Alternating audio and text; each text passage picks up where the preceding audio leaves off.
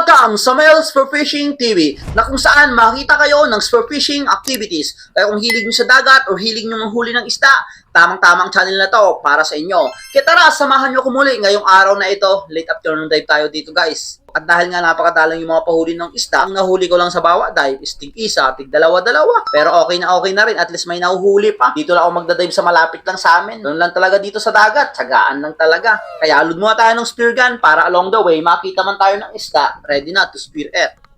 Spear gun loaded, let's go! Ito na, naging unang drop ko. Dito lang muna ako nag-dive sa mababaw na area. At ganoon pa rin yung visibility ng dagat, medyo malabo. Hindi pa rin bumabalik sa dating linaw itong tubig.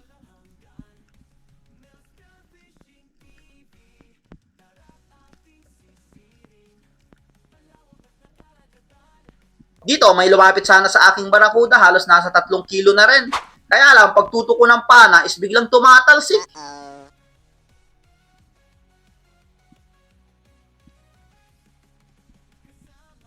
Bumalik naman na itong barakuda, pero bumibilis talaga yung galaw niya pag tinututukan ko na. Kaya ayun, lumayo na.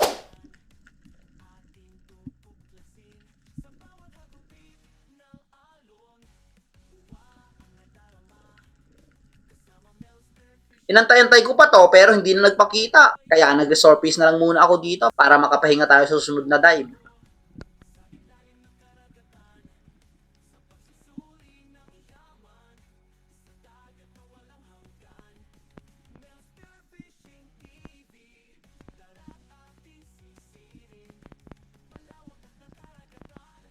At habang nag-aantay ako dito, eto dalawang barakuda eto nagpakita. Ngunit medyo maliliit, hindi gaya nung unang nagpakita. Pero kinuha ko na itong isang pinakamalapit. Okay na rin to, pang ulam na to.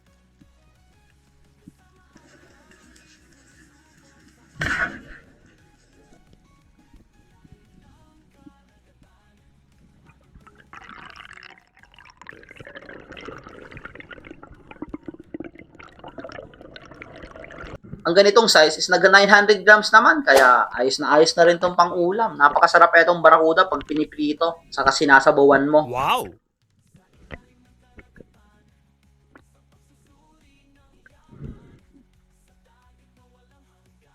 Pagkatapos ko ma-secure yung barakuda guys, bumalik ulit ako dito sa ilalim. At dito na ako nagpwesto sa malalim na area, yung palagi ito natin nakikitaan ng slender unicorn.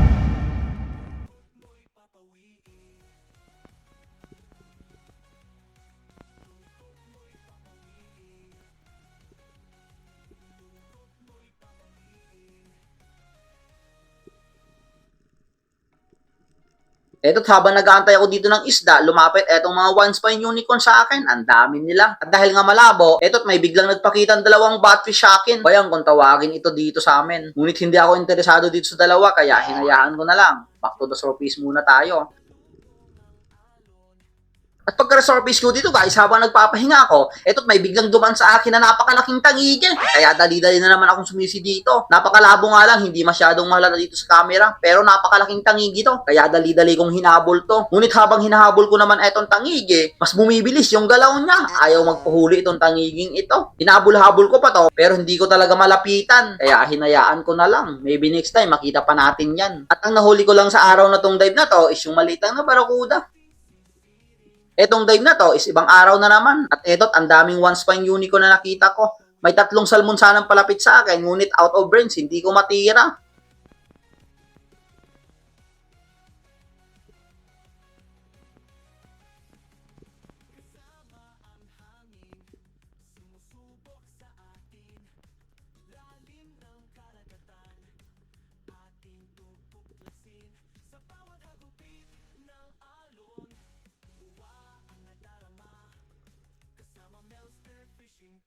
Kaya pagkatapos din na itong dive na to is umuwi na rin ako. Along the way pa uwi dito sa mababaw na area. Eto't nakita ako ng pugita, napakalaking pugita na rin.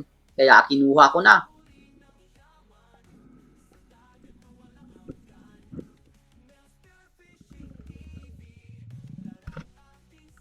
Pagkapana ako dito, medyo malalim kasi yung butas na napwestuhan niya, kaya hinata ko agad, kinuha ko. Baka kasi dalhin yung shop natin sa pinakamalalim, mahihirapan tayo. Kaya pirsahan ko tong hinahatak. Buti lang, nadala ka agad.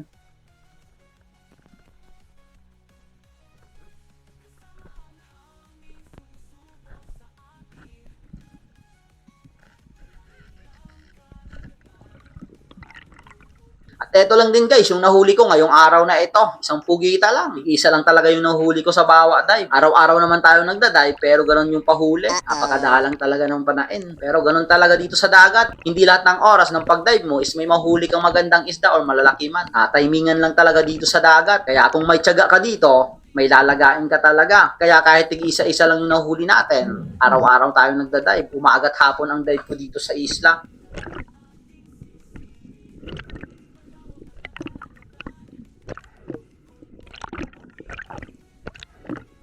Dito sa dive na to guys, ibang araw na naman to. Ganun talaga, isang pugita lang yung huli natin, isang barakuda. Pero hindi pa rin ako sumusukong makahuli ako ng malaking isda. At pagkapwesto ko nga dito, hindi ako nakakatagal. Eto't may lumapit sa akin isang sweet lips. Oriented sweet lips kung tawagin ito. At tawag naman sa isdang ito dito sa amin, is panapsapan.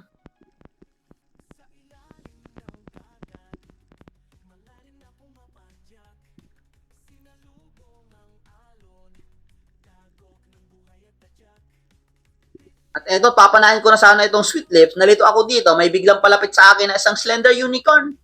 Mas malaki kasi itong slender unicorn, kaya hinayaan ko na yung sweet lips. Eto na yung tinira ko, etong slender unicorn.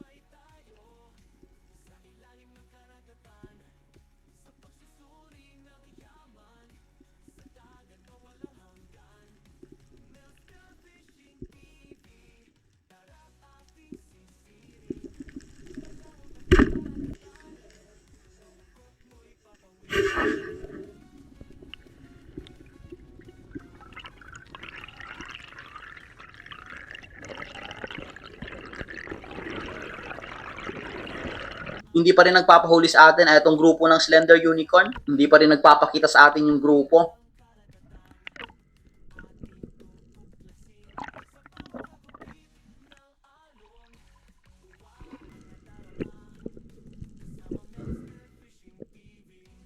Pagkatapos kong malagay sa stringer yung Slender Unicorn guys, bumalik pa naman ako dito sa ilalim. Eto't nagpakita sa akin etong kulay dilaw ng buntot na dalagang bukit. Medyo malalaki na rin to. Pero sadyang wala talaga nagpapakitang malalaking isda. Nakadalawang oras din akong pagdadive dito. Wala rin nagpapakita. Kaya ang nahuli ko lang din ngayong dive na ito, yung isang Slender Unicorn. Okay na rin. Isa lang talaga bawa dive. Bawi na lang tayo sa next dive. Baka sakali magpakita ng magandang isda. The next day, pagdating hapon guys, balik ulit ako dito sa karagatan para humanap ng mga gandang isda at malalaking isda. Hindi pa rin nagpapahuli sa atin. Dumayo muna ako dito at dito palagi tayo nakakahuli ng mga tangigi o nakakakita tayo ng mga mamsa.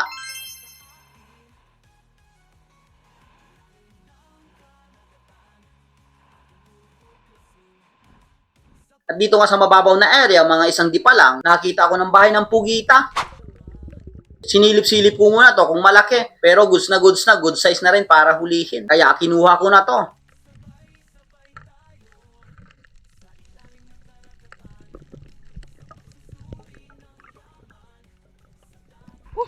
May pugita.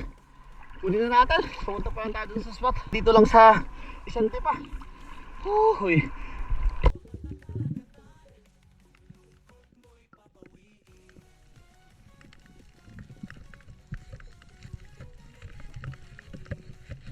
Ang style ng paghuli ko ng pugita guys is tinutusok-tusok ko lang to para makiliti yung pugita at lalabas siya sa butas niya. Pero etong pugitang ito is nagmamatigas. Hindi nakikiliti ka agad. Medyo mahirap kasi etong butas niya. Malawak yung loob. Kaya matagal kong nakiliti etong pugitang ito bago lumabas.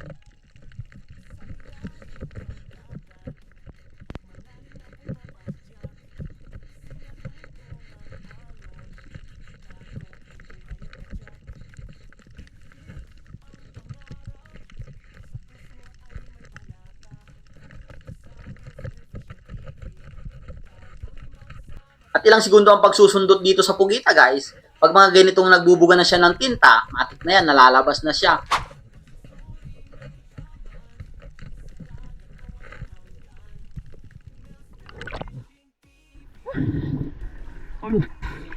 Malaki na rin. Thank you Lord.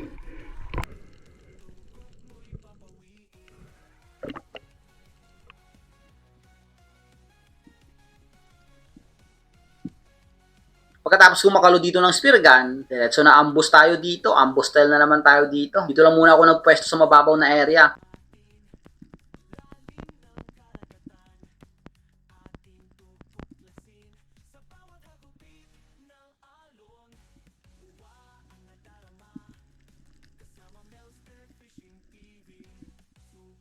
At dahil nga napakatumal yung pahuli natin ng isda, guys, eto't nilapitan ako dito ng mga orange spine unicorn. Kukuha sana ako dito ng isa, dito sa grupo, pero mailap din, ayaw lumapit.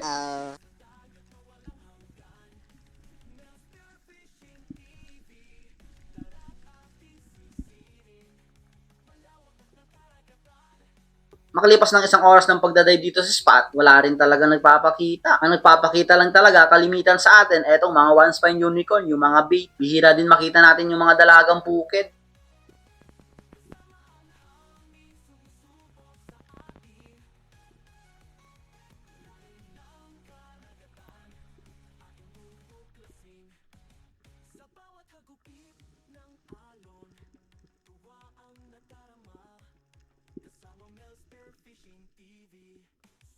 Pagkatapos din itong dive na to, guys, umuwi na rin ako. Halos nakadalawang oras din akong nag-dive ngayong araw na ito. Along the way pa uwi, dito sa mababaw na area din, nakita ako ng isdang sumuot dito sa butas. Napakalaking buffalo emperor, kaya dali-dali ko tong sinised.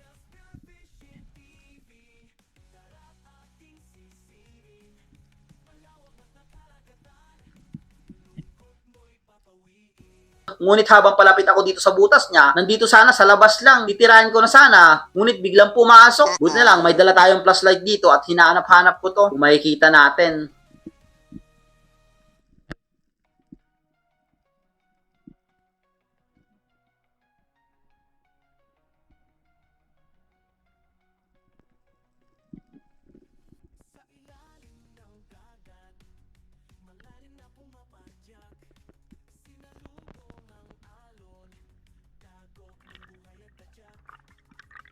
Pagbalik ko dito sa ilalim, ito't sinilip ko yung pinasukan niyang butas at nakita ko yung palikpik niya. Ngunit napakalalim yung pinasukan niyang butas.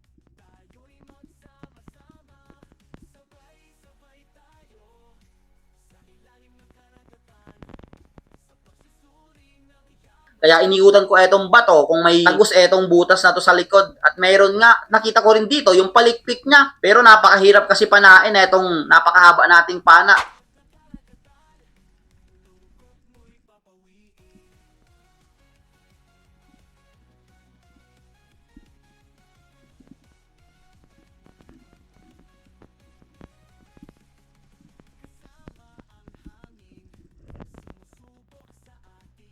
At pagkatapos kong magpahinga ulit dito, sinubukan kong silipin ulit dito sa pinasukan niya. Buti na lang, nag-iba ng posisyon yung isda at nandito na sa bukana ng butas. Kaya dali-dali ko tong tinutukan at pinana.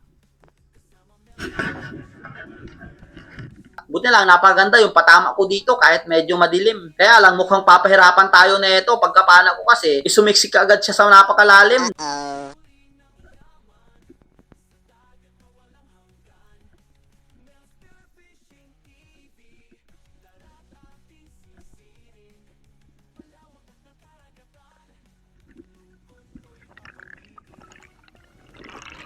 Buti lang sa pagbalik ko dito, sa pangalawang attempt kong kunin siya, sumunod na palabas.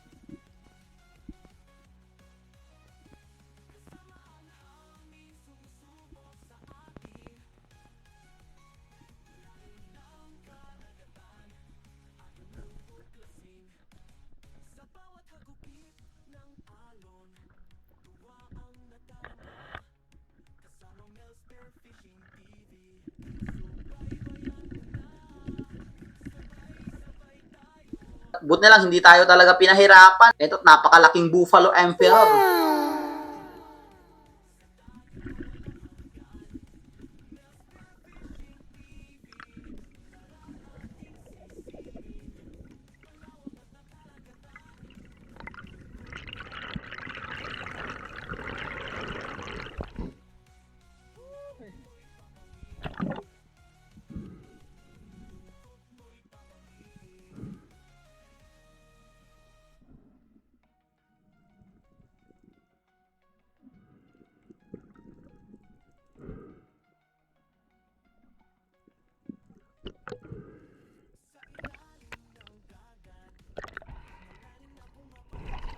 Oh, thank you Lord.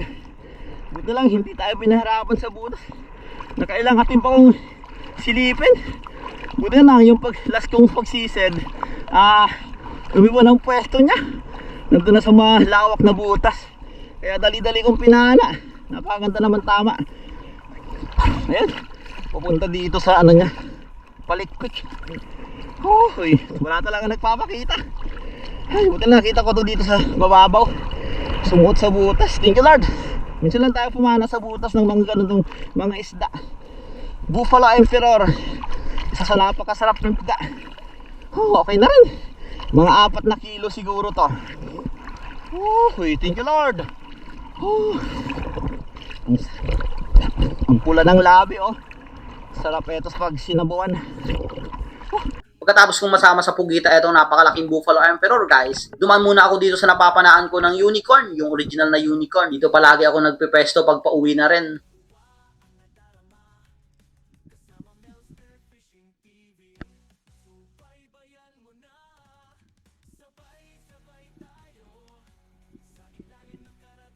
Pagkapwesto ko dito, hindi naman ako nabigo, may isang nagpakita. Ngunit napakaliit pa. Buti na lang habang inaantay ko tong lumapit, may kasama pa palang isa. Kaya eto na yung tinarget ko, mas malaki kasi.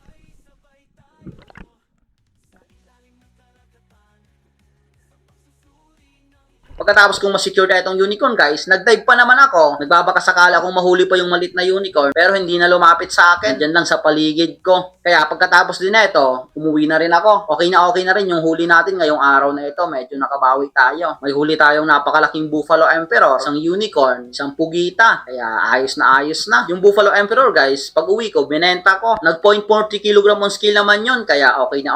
220 per kilo, kaya naka 900 plus ako dun.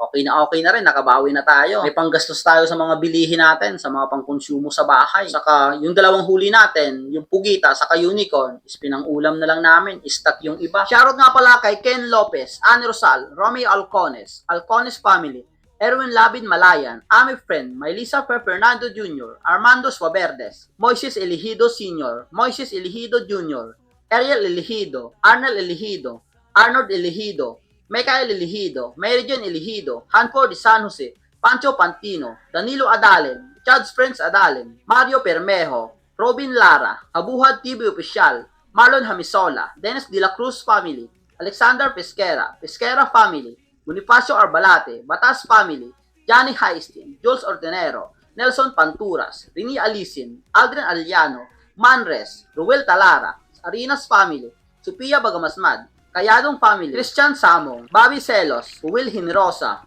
Eduardo Yuson, Federic Tirado, Alan Florania, Reynaldo Mahilon, Gustavo Oraya, Yapox TV, Lore Abidal, Sante Roldan, Helson Ortuhan, Chad Summer, Alo Family, Alfanta Family, Noel Grigo, Felix Lumagdang, Alan Tingala, Rafi Bantilan, Joel Ranas, Ibla Murisa, Julito Cuesta, Lito Orolfo, maraming salamat po sa inyong lahat. So hanggang dito lang muna guys yung video natin, hanggang susunod nating episode.